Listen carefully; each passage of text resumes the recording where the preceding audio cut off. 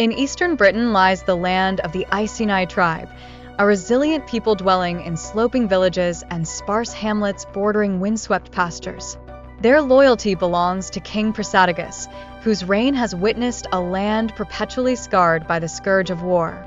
The valiant Iceni warriors stand tested, yet the disciplined ranks and foreign banners now sweeping across their fields speak of an unavoidable end. Many tribes have succumbed without a fight, while others have been subdued by force. King Prasadigus, now frail with age, dares not openly oppose the might of an empire that has dominated the known world. He declares that after his death, his kingdom will be divided between the Romans and his two daughters. Yet his passing brings no peaceful transition.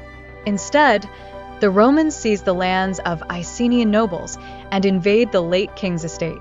His daughters are subjected to unspeakable atrocities, and his widow, the proud Queen Boudica, is dragged, beaten, and left broken. Bloodied but unbowed, the queen rises to become the face of rebellion against Rome. The Roman occupation of Britain began with Julius Caesar's expeditions in 55 and 54 BCE, though the full conquest was launched by Emperor Claudius in 43 CE. The Romans, viewing the Britons as barbaric and steeped in superstition, justified their domination as a civilizing mission.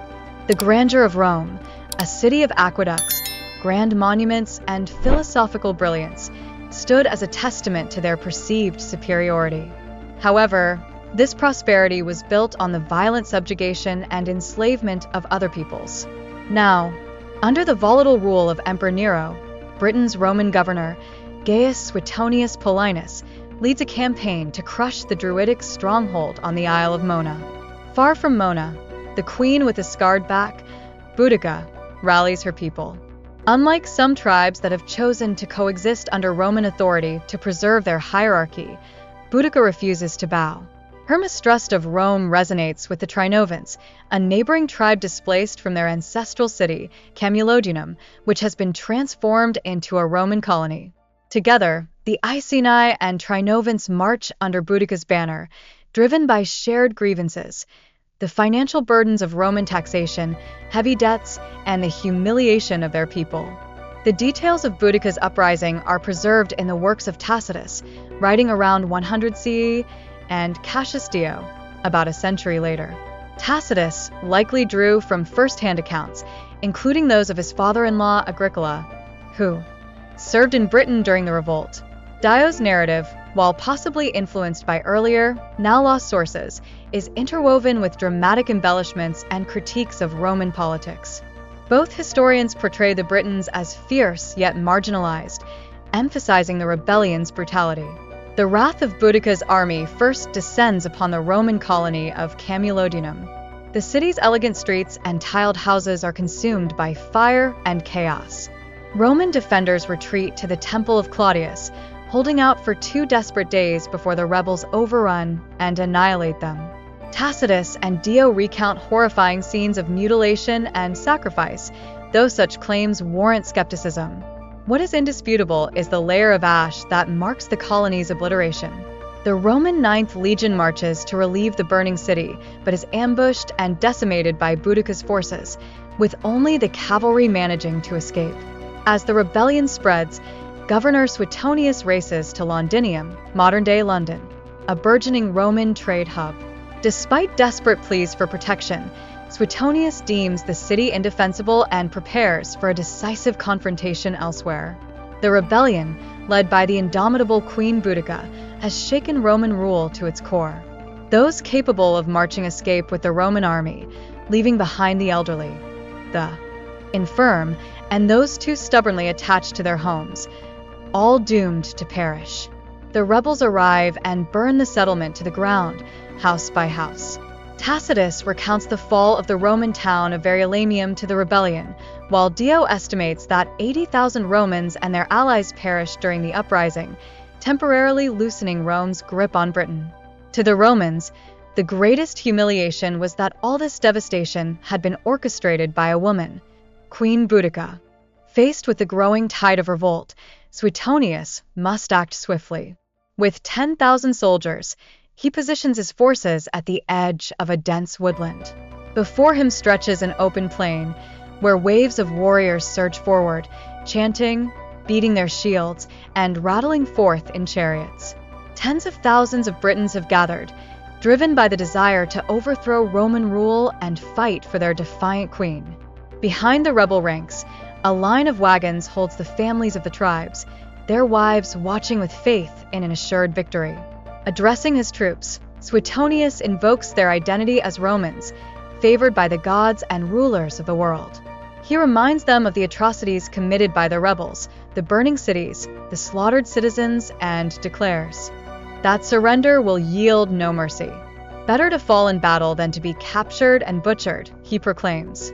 If we die here, Britain itself will be our eternal monument. Boudica, riding in her chariot, rallies her warriors with fiery words. Tacitus writes that she condemns Roman greed and cruelty, calling for vengeance not as a noblewoman, but as a mother and victim seeking justice for the outrages inflicted upon her daughters and her people. Not even age or virginity has been spared by Roman lust, she declares, commanding her forces to reclaim their stolen freedom. The two armies collide in a deafening cacophony of battle cries. Javelins find their mark, chariots shatter, and swords clash in a melee of blood and fury. The disciplined Roman wedge formation fractures the rebel lines, turning the tide. As chaos erupts, the rebels attempt to retreat but are trapped by their own wagons, where Roman soldiers pursue them relentlessly. Tacitus notes that the Romans spared no one, not even women, and slaughtered the beasts of burden to add to the carnage.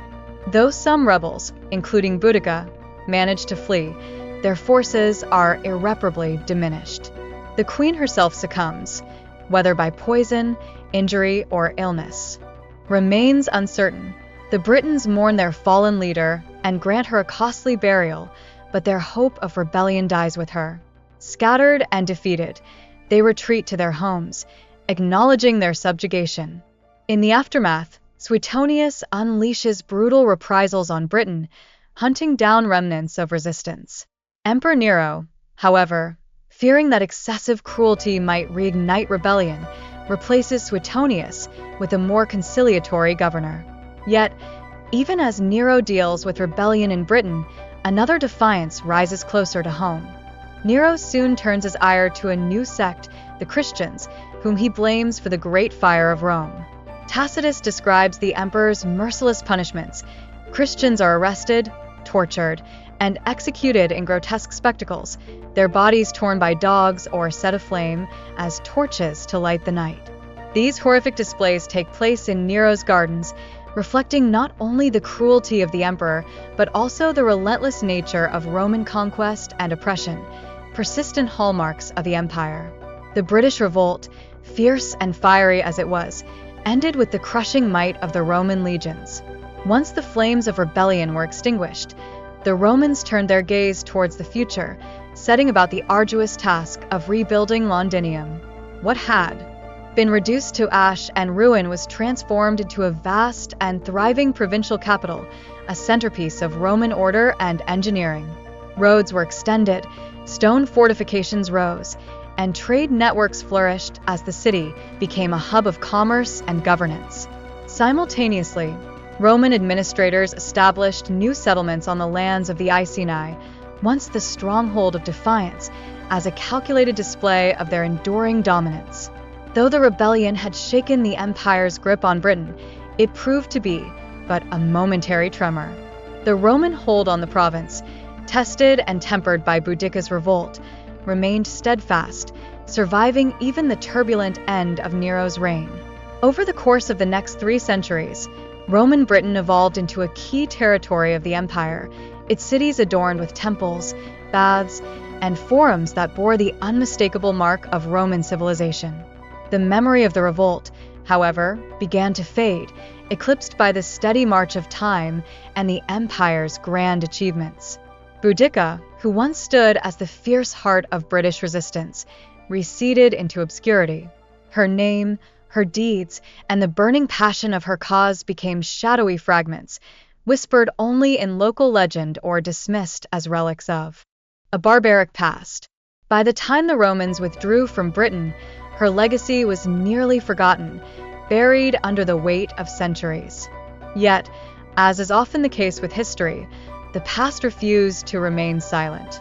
Centuries later, in medieval chronicles, Boudica was resurrected, though not as she had been, but as she was imagined by the storytellers of a different age. In these retellings, she was alternately vilified and glorified.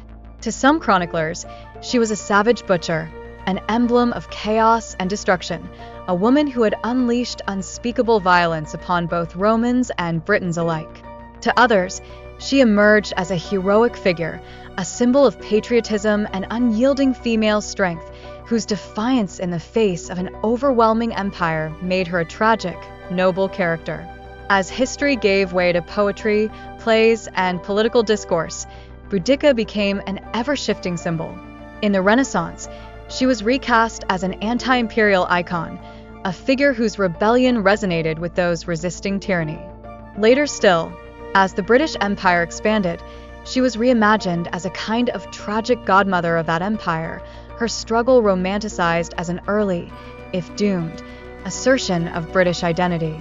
Her story became less about historical precision, and more a mirror reflecting the concerns and aspirations of those who retold it. The memory of Boudica was shaped and reshaped by each generation, her image molded to suit the teller's purposes, half forgotten, half imagined, but always powerful in its ability to evoke awe and reflection. Through it all, Boudica's tale remains a paradox, a story of both defiance and defeat, an enduring question of what it means to resist power, and a testament to how history itself is as much about the present as it is about the past.